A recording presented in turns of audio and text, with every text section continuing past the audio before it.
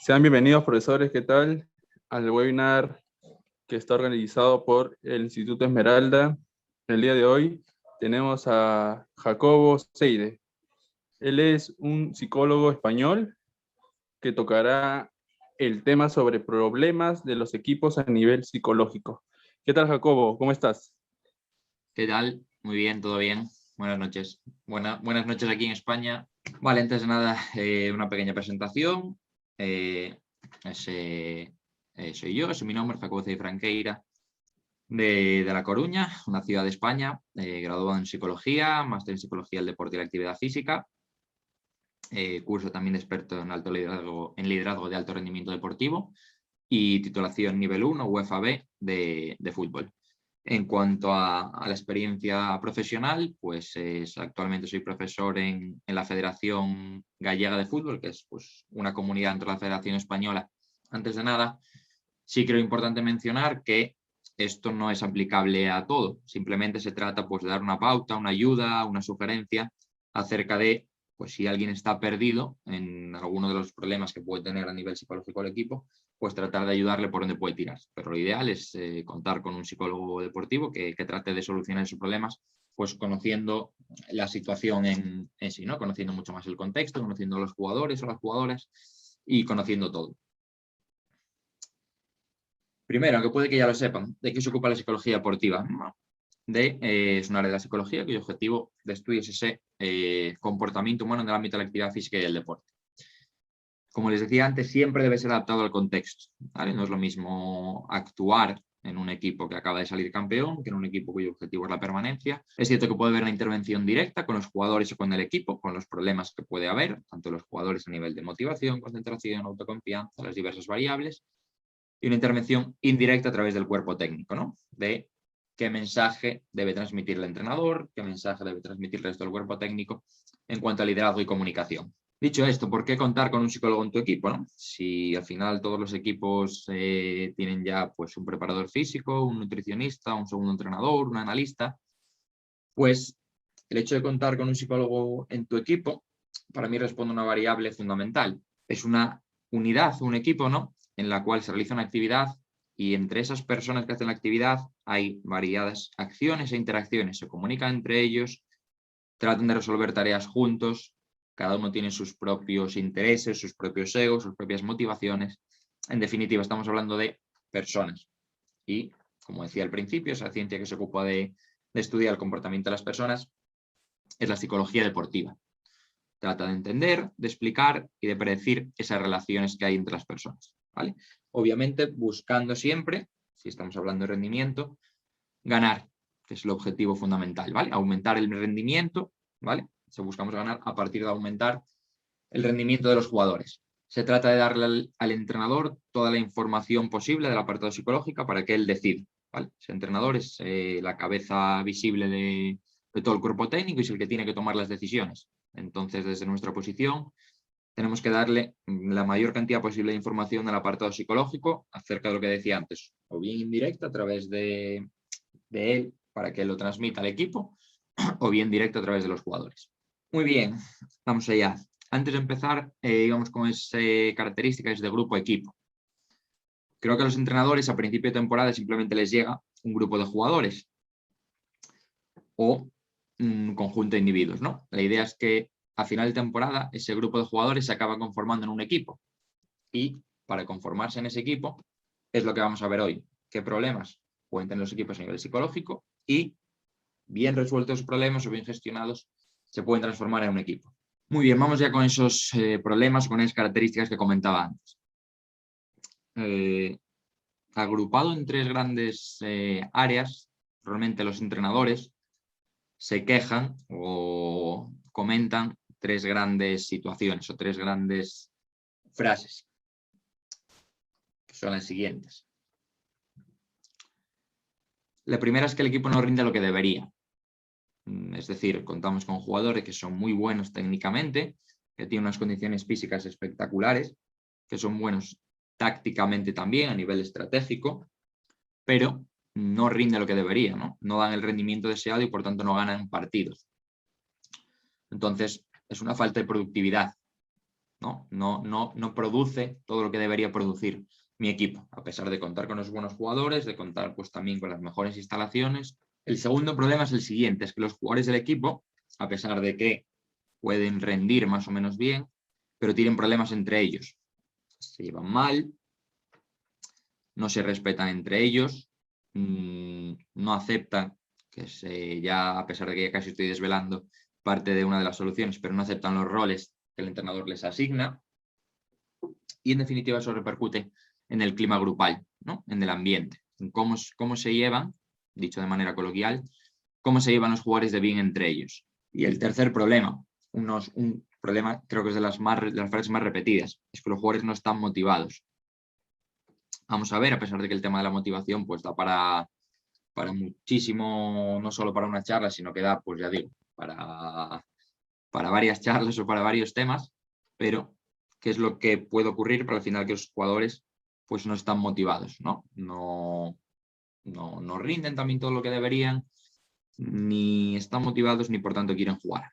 Ya digo, esos tres problemas que vemos aquí, o estas peticiones de los entrenadores, que se ha puesto en frases, pero que se pueden decir de una manera u otra, son esos tres grandes problemas que pueden tener, que a continuación vamos a explicar y tratar de ponerle parte de la solución.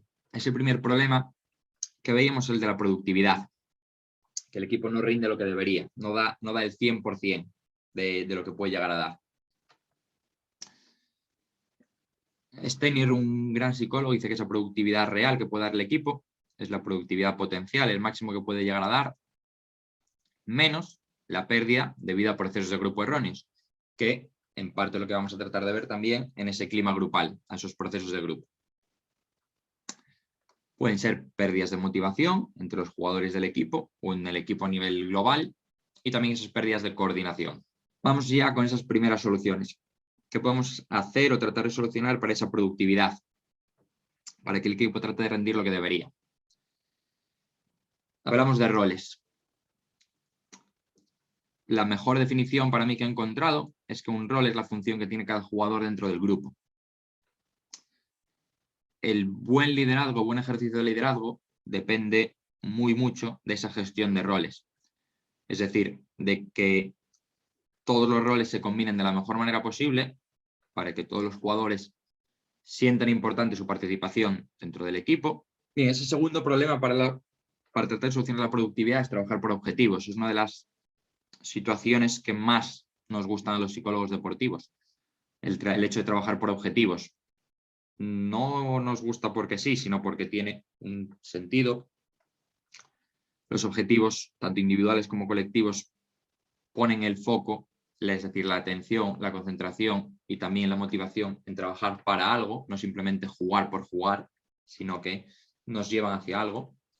Es importantísimo también que tanto a principio de temporada como pues, a mitad de temporada va a revisarlos, pero especialmente al principio, el entrenador o el psicólogo en este caso si lo tiene, trabaja con los jugadores y con el equipo los objetivos que tienen, tanto objetivos colectivos como objetivos individuales. Tenemos también objetivos de rendimiento, que es decir, ¿qué tengo que hacer para conseguir lo que quiera? ¿Vale? Les pongo un ejemplo. Un objetivo de resultado a nivel psicológico por un jugador puede ser aumentar su nivel de concentración en los partidos. Es lo que quiere hacer. ¿Vale? Un objetivo de rendimiento, es decir, qué tiene que hacer para aumentar ese nivel de concentración, para conseguir el resultado, podría ser, por ejemplo, tocar su marca en los corners, ver dónde está si es defensa, por ejemplo, dónde está su marcador, dónde está su delantero, perdón, para tratar de tenerlo más cerca. ¿Vale? Puede ser también estar vigilante a dónde están los compañeros para tirar la línea del fuera de juego, por ejemplo. Y por último, la técnica SMART, ¿vale? A la hora de trabajar con los objetivos, que esto es cierto y que es ya más trabajo totalmente del campo psicológico, pero es interesante también, ¿vale? Esa técnica SMART es un acrónimo en inglés que quiere decir que los objetivos deben ser específicos, ¿vale? Deben de ser medibles, deben de ser alcanzables, ¿vale? Deben de ser realistas, ¿vale? Y también la letra T corresponde a que deben de tener un tiempo para ser conseguidos, ¿vale? En este mes, en esta temporada, en estos 2 meses, en estos 5 partidos. Muy bien, el último tip quizás para tratar de mejorar esa productividad es los refuerzos. creo que como entrenadores debemos tratar de tener muy claro qué conductas quiero en mi equipo y qué conductas quiero en mis jugadores. Una vez que esas conductas se producen, yo tengo que reforzarlas, ¿vale? Reforzar en psicología es cualquier estímulo que aumente la probabilidad de que una conducta aparezca. Si yo considero que mi extremo debe hacer estas funciones, debe tener ese rol y lo ejecuta, yo debo reforzarle, ¿vale? Puedo reforzarle verbalmente, puedo reforzarle con comunicación no verbal, puedo accionarle de la forma que más ayude a ese jugador, pero debo reforzarlo sí o sí. Sin refuerzos, la conducta al final acaba por extinguirse y no nos interesa que se extinga, sino todo lo contrario. Nos interesa que esa conducta se produzca. Por eso tengo que tener muy claro qué voy a reforzar de mis jugadores y qué voy a reforzar de mi equipo. Tanto a nivel colectivo, ya digo, como a nivel individual. Vamos a ir pues, a Guardiola hablando con un jugador a nivel individual o reforzándolo a nivel individual, ¿vale? Y a Zidane pues, tratando de aplaudir o de reforzar a nivel colectivo el equipo. Bien, con eso dejamos cerrado ese tema de productividad, con esa gestión de roles, sus objetivos y esos refuerzos. Vamos con el clima grupal. Nos metemos ya, por situarles, por cambiar un poco de tercio, en un clima de relaciones entre personas. Ya no estoy hablando de un individuo solo, sino que ahora ya estoy hablando de las relaciones que se producen entre los jugadores, ¿vale? Estamos en un equipo, entrenan pues, pongamos 2 horas todos los días, o de lunes a viernes, más el partido que juegan el fin de semana, en el cual pues, también juegan por conseguir un objetivo. Y por tanto ese clima grupal, que ahora pasará a definir y dar alguna pauta, es importantísimo evidentemente en el equipo. Cuando el clima grupal no es bueno, cuando las relaciones entre los jugadores no son del todo buenas por problemas internos o por cualquier otra circunstancia, el rendimiento en el campo se ve afectado. Como es normal, ¿no? Imagínense en una empresa, por querer cambiarlo, si yo me llevo mal con mi compañero de despacho y tengo que trabajar con él y tenemos que sacar adelante un objetivo. Evidentemente nos va a costar. Sin embargo, todo lo contrario, cuando yo me lleve bien con ese jugador, con ese compañero, es más probable que yo rinda más, que aumente mi productividad. Volviendo otra vez a lo de antes. Que digo que al final todos los conceptos están relacionados. La pauta, o una de ellas más importante para ese clima grupal, es que haya unas normas internas, que se llama pues, un reglamento interno, un código interno. Bueno, en función del equipo y de la situación tendrá un nombre a otro, pero al final la finalidad es la misma. Es que toda organización necesita unas normas de convivencia, ¿vale? La pregunta clave es esta: ¿qué es lo que no puedo hacer como jugador y cuáles son las consecuencias que tiene? ¿Vale? Si en mi reglamento interno está que por agredir a un jugador de mi propio equipo, que en algunos casos se ha visto, no tengo ninguna sanción, pues podré hacerlo porque me da igual. Ahora he puesto un caso extremo, pero puede ser lo mismo con el hecho de llegar tarde a los entrenamientos, de no traer la vestimenta adecuada o cualquier otro de ese estilo que se les ocurra. Le digo, eso también da para más, pero para entendernos ahora es eso. ¿Vale? ¿Qué aconsejo yo? Que el reglamento interno sea democrático. Es decir, que como entrenadores esas normas las consensúen con sus jugadores. Que no sea simplemente unas normas impuestas por ustedes desde fuera. El motivo de esto es que es normal, es lógico que si yo participo en la elaboración de algo, a la hora de cumplir esté más comprometido. ¿Vale? Obviamente, la última palabra como entrenadores que somos la tenemos nosotros. Nosotros decidimos en caso de duda. Tenedlo claro igualmente. Bien, para ese clima grupal, a modo de resumen, tenemos, ya digo, también esta gestión de roles dentro del equipo, esas normas, esa interdependencia entre los miembros del equipo, esos conflictos que puedan surgir y, por supuesto, realizar actividades extradeportivas, ¿vale? Que es quizás lo que más se ve, irse de escapada o cualquier otra actividad extradeportiva. Y, por último, el desarrollo individual, ¿no? Decíamos que los jugadores no estaban motivados. Hemos tratado de ver o hemos visto la productividad, ¿no? Que el equipo no rinde lo que debería. Hemos tratado de solucionar o de ponerle solución al clima grupal, a las relaciones entre los jugadores. Y por último vamos a ese desarrollo individual. a que los jugadores no están motivados, como decíamos antes. Este desarrollo individual que les decía hace referencia a potenciar lo máximo posible el estado motivacional de cada integrante del equipo. ¿Vale? Nuestra misión como entrenadores aquí es ser los principales generadores de motivación. ¿Qué necesita cada jugador? ¿Vale? En ese conocimiento nuestro de los jugadores está una de las claves para el desarrollo individual. ¿Qué necesita usted como jugador? ¿Vale? Necesita sentirse más valorado, pues quizás sea un problema de roles. Necesita más participación en el juego, necesita que no es aceptado por los jugadores del equipo, necesita saber para qué está jugando, para qué compite, necesita cambiar sus objetivos. ¿Vale? Como líderes en esa comunicación, con la ayuda de un psicólogo deportivo, ese trabajo motivacional de desarrollo individual puede aumentarse muchísimo si se trabaja bien. Debemos también, como digo, transformar el equipo en un lugar del que el jugador no quiera marcharse. ¿Vale? Que todo ese conjunto de jugadores que nosotros tenemos al principio de temporada, que les decía antes que era un grupo, que se convierta en un equipo. Y que si yo estoy dentro del equipo, no quiera irme nunca. Porque mi motivación está cubierta. Porque yo aquí quiero crecer como jugador, quiero crecer también como equipo, o quiero ayudar al equipo a crecer. Y por todas las circunstancias yo no quiero moverme de aquí.